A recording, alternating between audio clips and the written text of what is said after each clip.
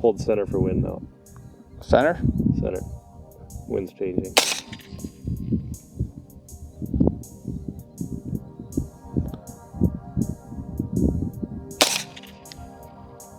The last one center still? Yeah.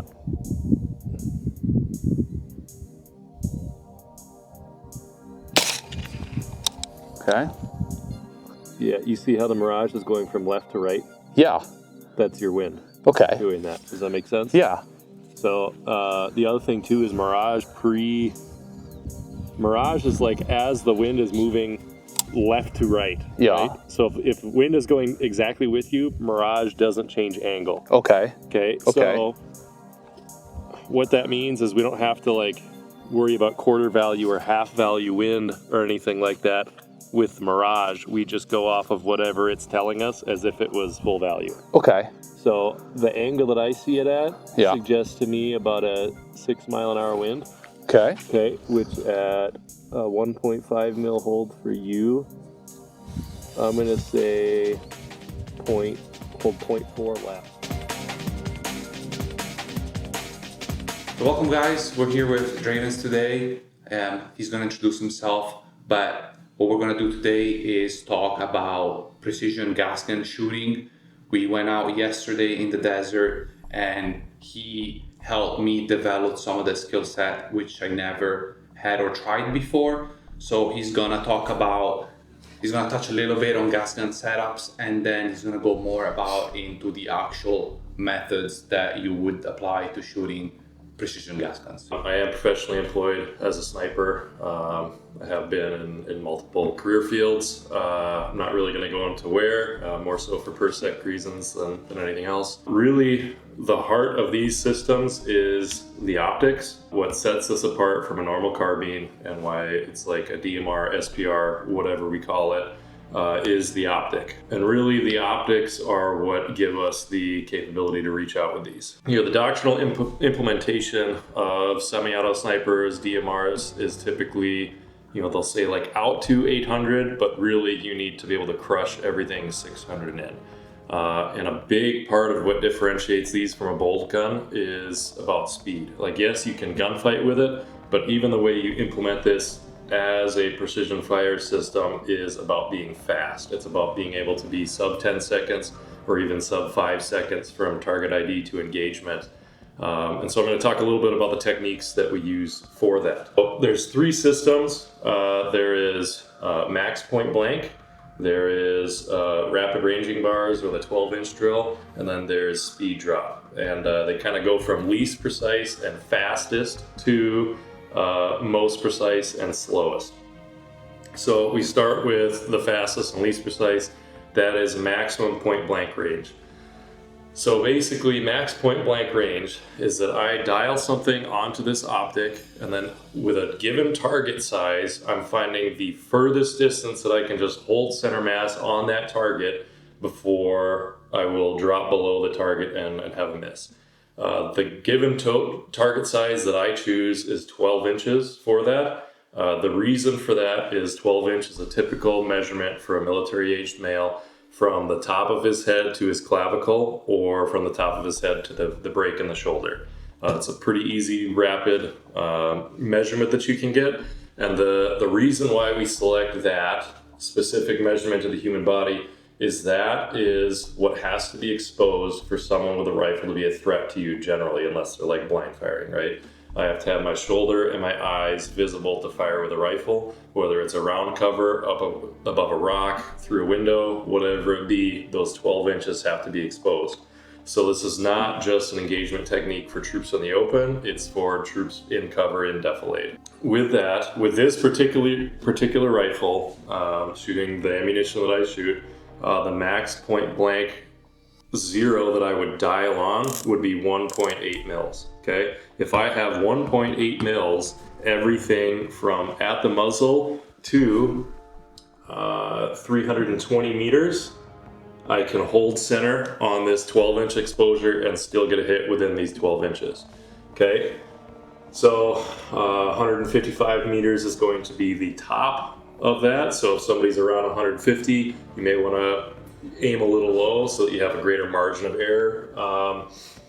and then I have my 0.9 danger measurement. Okay, so a 12-inch target will measure 0.9 mils at this 320 meter maximum point blank range. So if my target measures larger than 1.9 mils, it means he's closer than that. And if I'm using max point blank range, I can hold center and send around. I don't have to do anything. Target presents itself. If it's smaller than that 0.9 mils, I send around.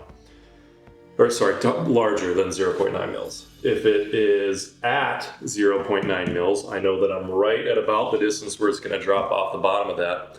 So what I will do is aim high, like aim at the top of the head, so that I'm more likely to get a center mass hit within that acceptable target size of 12 inches. So then what I also went looking through applied ballistics is finding what is the distance where using this high hold will then be 12 inches lower for a point of impact. And for that, it's 356 meters. So if I'm aiming at the top of the target at 356 meters, my impacts will drop below that 12-inch target. And this is all based on specific This ammunition, rifle, yeah. and so that's something that you have to go and pretty much figure out for yourself. You're going to true your muzzle velocity to your ballistic solver that you're using, whether it's 4DOF or applied ballistics, whatever. So for this 356, my danger measurement is 0.8. So if he's larger than 0.8, I can still use this high hold. Once it gets beyond 356 meters and the target appears in my reticle as smaller than 0.8 mils, I have to go into a different engagement technique. The next rapid engagement technique we would go into is using the rapid ranging bars that appear in like the Horus Tremor 3 reticle or in a Horus H59 reticle. Now you can do these techniques without rapid ranging bars, just using a standard mil reticle. If you're using MOA, you would find some other metric of having set points. I'm not going to go into that, but I use mils, so this is kind of the system I use. So if a target appears 1.2 mils in size, again this 12-inch target, that distance is going to be 253 meters, and I would hold 0.9 mils with this gun. If it mills 1 mil in size, which would be the next rapid ranging bar, 304 meters, 1.4 mils. If it measures 0.9, it's 338 meters and 1.8 mils of hold. So you guys kind of get the idea here. When I'm using this, I'm not measuring a target and then looking at the sheet and then coming back into glass and setting it. I take the time to memorize these, and I have these on the gun so that if a teammate is using a gun, especially when we get into like using Mark 22s and 110s, they're kind of more of a team gun, and you may rotate on and off of glass. And so somebody needs to be able to reference that particular rifle that they're using and work on memorizing this when it's their turn on the gun. You'll notice here, this might be hard for me to memorize, right? 0.9, 1.4, 1.8. But if I accept a 0.2 mil margin of error, which up to 600 meters is only going to be about 4 inches of point of impact shift, which still keeps us on our 12-inch plate, right? So I can accept a little bit of margin of error and round these to go 1, 1.5, 2, 2.5, 3, 3.5, and then at 0.5 mils or 610, that whole system kind of walks away, right? But out to 508 meters, I know that these are only going to be half mil increments. So it makes it a lot easier for you to memorize that and recall it as needed to know, okay, if it's 0.8 mils, that's a 2.5 mil hold for me. It starts at 1 and works up to 3.5 in 0.5 mil increments. So that kind of makes this math a lot faster. So you can make a measurement in the gun, make a correction, send around without having to come out of the optic. Because again, we're looking for single digit times from target identification to engaging. Obviously out beyond these distances, okay, I'm going to have to use more of a traditional dope card, right? And so I do record 650 to 700. At 700 is where this rifle starts to go transonic, so it's harder to be consistent. So I only care out to 700. Okay, so our third technique that is the most precise, but takes the most amount of time as well, is gonna be speed drop.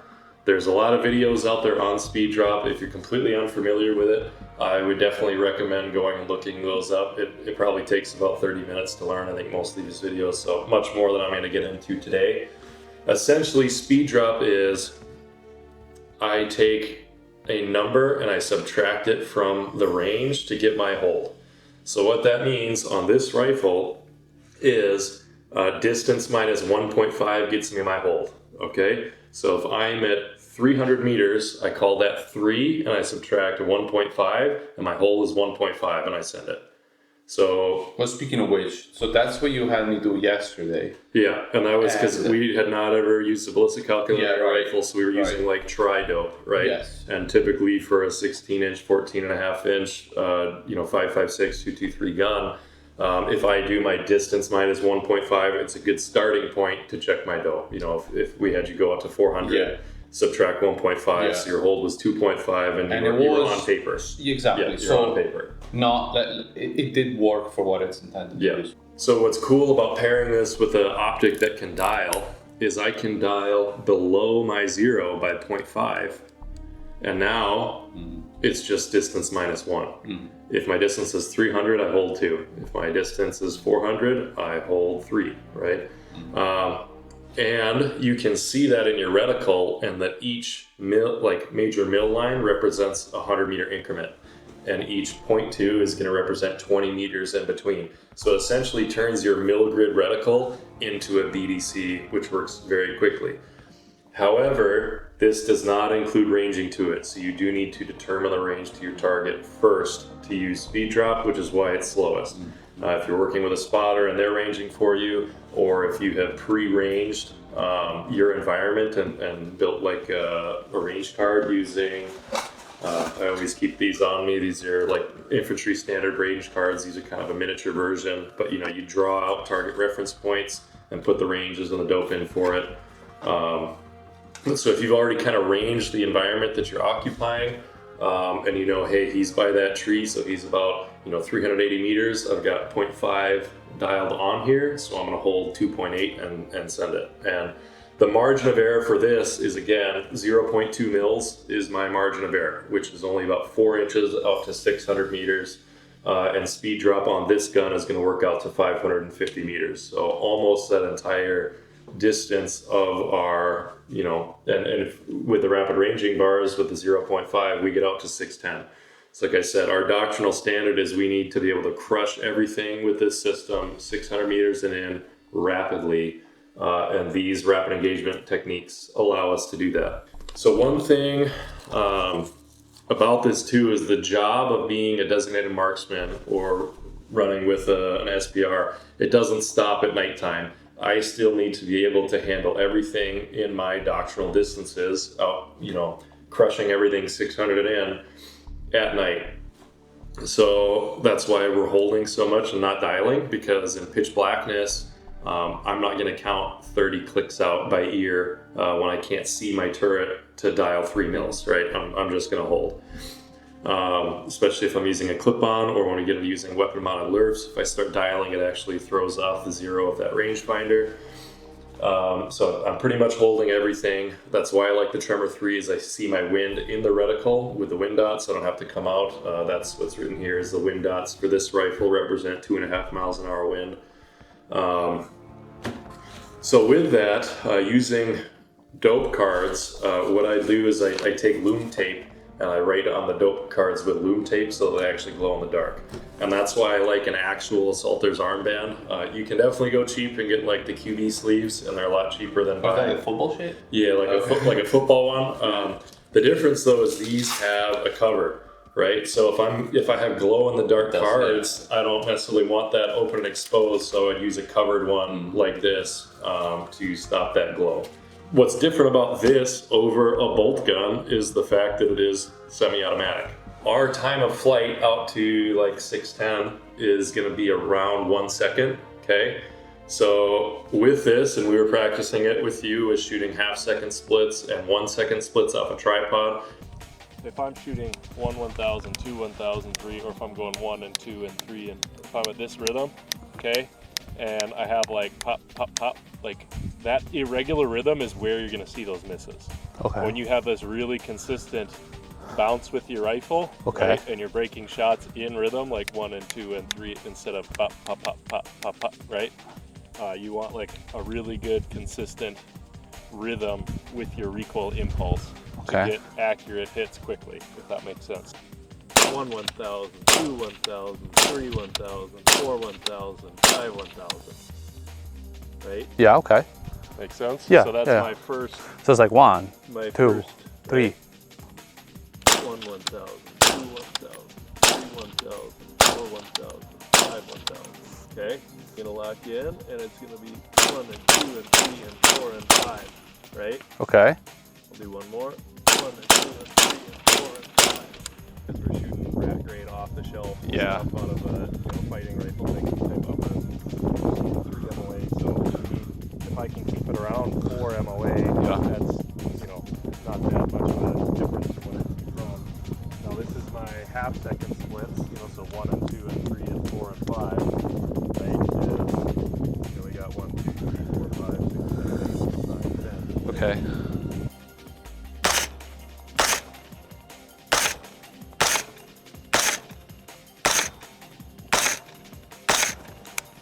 Okay. A lot faster than 2 second split. Is it really?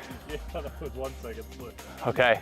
Yeah. Let me try again slow. So it's 1 1000, 2 1000, 3. So like my claps of the shots: 1 1000, 2 1000, 3 1000, Oh. 4 1000, 5 1. Right? Okay. Okay.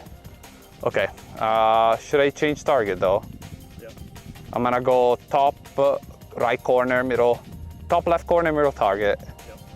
So, okay, 1, 2, 1, 2, 3, 4, Yep. 1, 2, 3, 4, 5. Okay. Okay?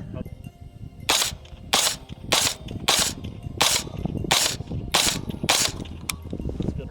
Let's look. Okay, we want to look at this one 4, first. 5, 6, 7, 8, 9. I think that's about how many rounds you shot. Yeah, it's about right.